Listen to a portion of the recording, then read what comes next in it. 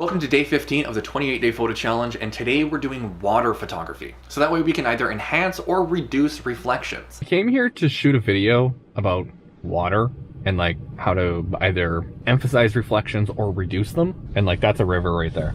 Like there's a boat. So there's no water. Think I can probably still give a good example of this just using the truck and the reflection off of the windows, because it's essentially the exact same thing. We're just dealing with reflections and just how to manipulate them. What I was expecting was open water, and then we would kind of have like a snowy bank and like trees and stuff, so that way we can see through the water and all this other stuff. So it would have been really cool, but I drastically underestimated how cold it's been, that the entire river here is completely frozen over and has a layer of snow going all the way across it.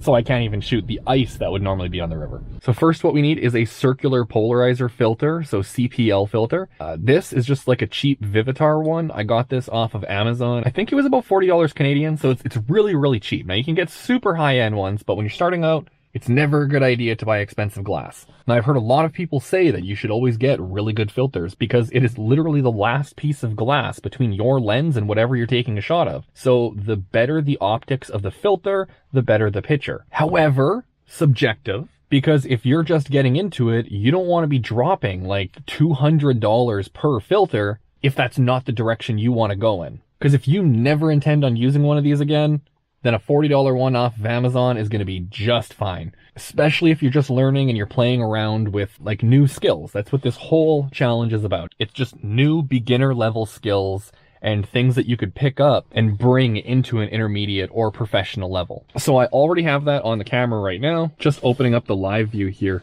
you're actually going to see like a really big rainbow effect on the tint on the window.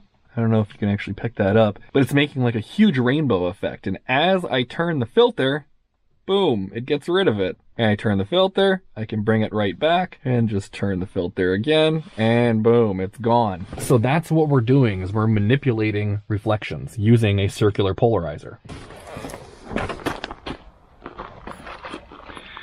Gotta love this city. People shotgunning Twisted Teas. It honestly doesn't even surprise me at this point. Now I have tint on all of the windows except the windshield. So let's, how am I gonna do this? I really should have parked the other way. Let's get down here a little bit. So at least we can kind of see through the window, I guess. And let's move the circular polarizer. So we're just gonna adjust it.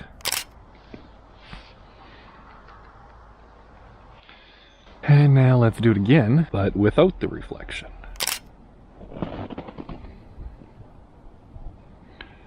And I'm zoomed in all the way at 70. Tons of reflection on the glass.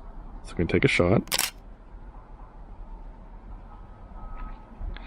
Now we can twist the circular polarizer, and that's going to eliminate the reflection on the windshield. But because of the angle of the truck, we're emphasizing the reflection on the side windows.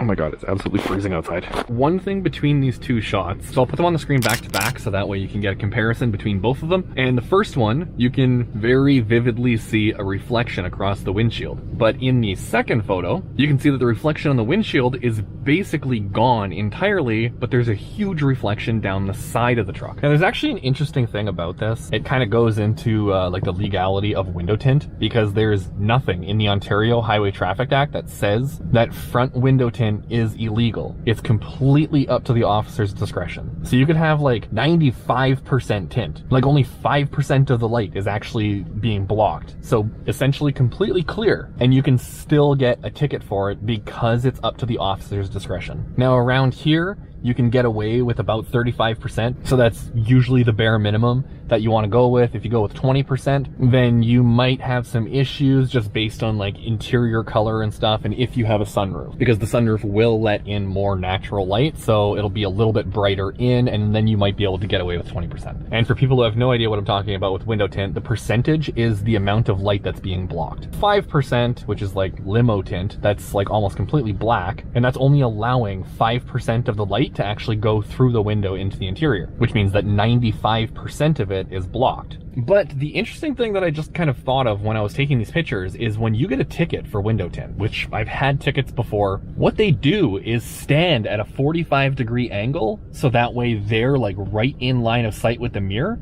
and they take a picture of you from that angle, which when you think about it, that's like the perfect angle to give a 90-degree reflection off of the window. This is just me talking out loud. It's probably not an actual thing that you could do, but if you ever get a ticket for window tint, you could probably fight it because they're standing at the optimal location to make the most reflection off of the window, and they just use a little point and shoot camera. So they don't have a circular polarizer or anything, and it's only going to amplify the amount of reflection off of the window. So it's safe to say that this skill right here with using a circular polarizer filter to manipulate reflections is a skill that most police don't even have, and the law actually works under most people not having this knowledge. Oh my god, that person has a flashy, colorful valve stem cap. But anyway, it kind of sucks that there wasn't water out here. I probably should have checked this before I was doing it because this video is going up tomorrow. So I kind of messed that one up because I don't have more time to actually go somewhere else. It's already getting dark. But hopefully you got a good example just using the reflection off of the windshield and the side windows,